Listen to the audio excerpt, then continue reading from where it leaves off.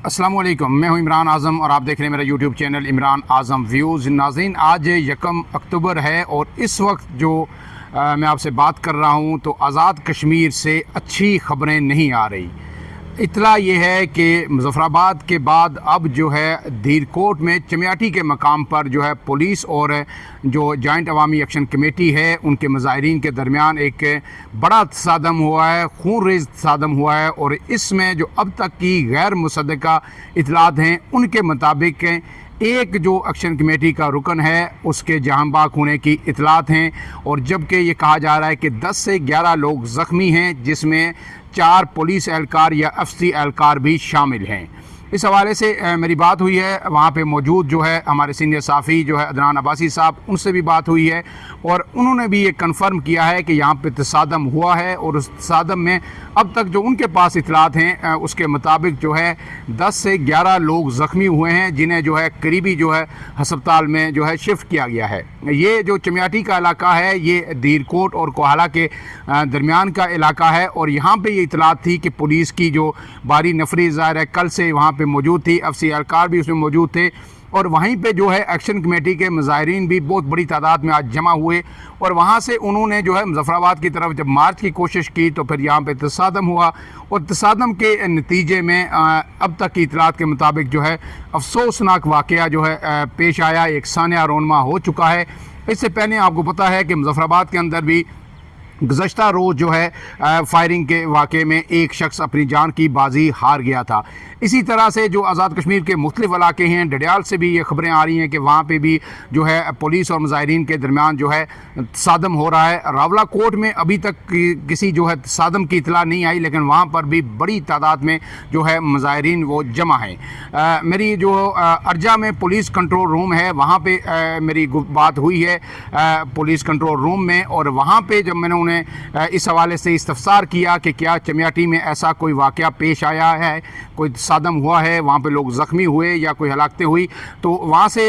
ये बताया गया कि चूँकि यहाँ पे मोबाइल नेटवर्क नहीं है, कम्युनिकेशन कोई नहीं हो रही दूसरे इलाकों में, इसलिए जो अर्जा पुलिस है या कंट्रोल रूम है उन्हें अभी तक जो है इस हवाले से जब मैंने वहाँ पर रब्ता किया तो कोई इतला नहीं थी कि ऐसा कोई तसादम चमियाटी के अंदर हुआ है। लेकिन जो है जो शौकत मीर साहब एक्शन कमेटी के रहनुमा हैं, उनका जो ऑफिशियल जो पेज है, फेसबुक अकाउंट है, उस पर भी एक हलाकत की तस्दीक जो है चमियाटी के हवाले से की गई है। जबकि ये भी कहा जा रहा है कि मुज़फ़्फ़राबाद के अंदर जो आज तसादम हुआ है उसमें पथराव हुआ है, और पथराव के नतीजे में जो है एक शख्स वहाँ पे भी जो है जान बाक हुआ है। ये अभी तक गैर मुसद्दक़ा गैर हतमी इतलात हैं, इनकी तस्दीक होना भी बाकी है, लेकिन ये तस्दीक हो चुकी है कि चमियाटी के अंदर एक बड़ा तसादम हुआ है और उसमें पुलिस पर पथराव किया गया है एक्शन कमेटी की जानिब से आगे बढ़ने के लिए। फिर पुलिस की जानिब से आंसू गैस की जो है शेलिंग की गई, और फिर इस दौरान जो है फायरिंग का तबादला भी हुआ, और उसमें कहा जा रहा है कि अब तक की एक शख्स जो है वो जान बाक हो चुका है।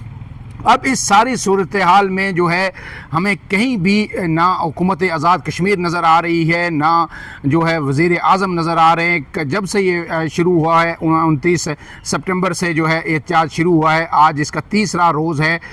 एक्शन जो प्लान सी है उस पर अमल दरामद करते हुए एक्शन कमेटी अब आगे बढ़ रही है, उनके लोग आगे बढ़ रहे हैं, मुज़फ़्फ़राबाद की तरफ जाने की कोशिश कर रहे हैं, लेकिन वज़ीर आज़म गायब हैं, ना उनकी कोई स्टेटमेंट सामने आई। कल सिर्फ जो है 3 हुकूमती अराकीन जिसमें फैसल मुमताज़ राठौर हैं, वज़ीर हैं आज़ाद कश्मीर के अंदर, और दिगर 2 वज़रा जो है उनके साथ आए थे, और उन्होंने एक्शन कमेटी को मुज़ाकरात की एक मरतबा फिर दावत दी थी। वज़ीर आज़म पाकिस्तान ने जो है वतन पहुँचने के बाद डेफिनेटली जो है एक्शन कमेटी को इंगेज करना है, लेकिन इस वक्त तक आज़ाद कश्मीर हुकूमत या पाकिस्तान की हुकूमत की जानिब से अमली तौर पर इन 3 दिनों में कोई बड़ा स्टेप नहीं लिया गया कि इन लोगों को इंगेज करके मुज़ाकरात जो किए जाएँ। ऐसा लग रहा है कि जितनी बड़ी तादाद में लोग निकल आए हैं, अब इसके बाद ये हालात जो है दिन ब दिन और हर गुज़रते लम्हे के साथ, हर घंटे के साथ जो है बेकाबू होते जा रहे हैं, और इसके नताइज बड़े ही भयानक हो सकते हैं। इसलिए ज़रूरत इस बात की है कि फौरी तौर पर बग़ैर एक लम्हा ज़ाया किए वफाकी हुकूमत इसमें इंटरवीन करे। जो मुख्तदर कुव्वतें हैं وہ اس میں فوری طور پر انٹروین کریں اور ایکشن کمیٹی اور آزاد کشمیر حکومت اور پاکستان حکومت کے نمائندے مل کر بیٹھیں اور اس مسئلے کو فوری طور پر جو ہے ٹیبل کے اوپر سلجھایا جائے. جو مطالبات فوری طور پر مانے جا سکتے ہیں انہیں مانا جائے, اور آگے کے جو مطالبات ہیں جس میں قانون سازی چاہیے یا کوئی جو آرڈیننس کی ضرورت ہے یا کوئی ایگزیکٹو آرڈر کی ضرورت ہے یا مشاورت کی ضرورت ہے, اس کے لیے فوری طور پر لائے عمل ترتیب دیا جائے تاکہ مزید جانوں کا ضیاع نہ ہو. یہ جانی کیفیت تو آزاد کشمیر میں ہے, پورے ملک کو جو ہے اس لپیٹ میں لے رکھا ہے. اس صورتحال نے پاکستان کے اندر جو ہے لوگ بڑے ہی کنسرن ہیں, صحافیوں سے لے کے عام عوام تک, اور پھر اس میں سوشل میڈیا کے اوپر جو بحث و تکرار جاری ہے اس کی وجہ سے پاکستان اور آزاد کشمیر کا رشتہ بھی کمزور ہو رہا ہے. دونوں طرف سے جو ہے سوشل میڈیا پر ایک بحث جاری ہے. جس طرح سے جو ہے ایکشن کمیٹی کے رہنماؤں کی جانب سے جو تقاریر ہوئی ہیں اس کے بعد پاکستان سے بھی ایک رد عمل آ رہا ہے, وہ بڑا ہی افسوسناک ہے. دونوں طرف سے جو ہے تحمل کا مظاہرہ ہونا چاہیے, اور جب یہ آزاد کشمیر کی جو تحریک ہے جب مکمل طور پر یہ جو ہے اپنے حقوق کی تحریک ہے, چارٹر آف ڈیمانڈ جو ہے اس میں تقریباً میں پہلے بھی بار بار کہہ چکا ہوں کہ 36 مطالبات ایسے ہیں جو روزمرہ کے معاملات ہیں ان سے جڑے ہوئے ہیں, جو ڈیولپمنٹ سے جڑے ہوئے ہیں, تو ان پر تک کوئی آپ اعتراض اٹھا ہی نہیں سکتے کہ یہ مطالبات نہ سنے جائیں یا ان پہ کوئی معاہدہ نہ ہو یا پیش رفت نہ ہو. جو دو چیزیں ہیں جو مراد کے حوالے سے, مراد کے خاتمے کے حوالے سے, اس پر بھی بات چیت ہو سکتی ہے. مراد کو فوری طور پر ریشنلائز کیا جا سکتا ہے. اس کے لیے سیاستدانوں کو ایک قدم پیچھے ہٹنا ہوگا, انہیں اپنی مراد جو ہے سرنڈر کرنی ہوں گی, اور جو ضروری ہیں ریاست کے اندر ریاست کا نظام چلانے کے لیے, یا ریاست کا ایک ڈیکورم ہے, یا وزرائے اعظم یا وزراء یا سابق وزراء یا بیوروکریٹس, وہ منیمم حد تک تو برقرار رہنی چاہیے. لیکن جو وسائل کا ضیاع ہے یا جو آپ جو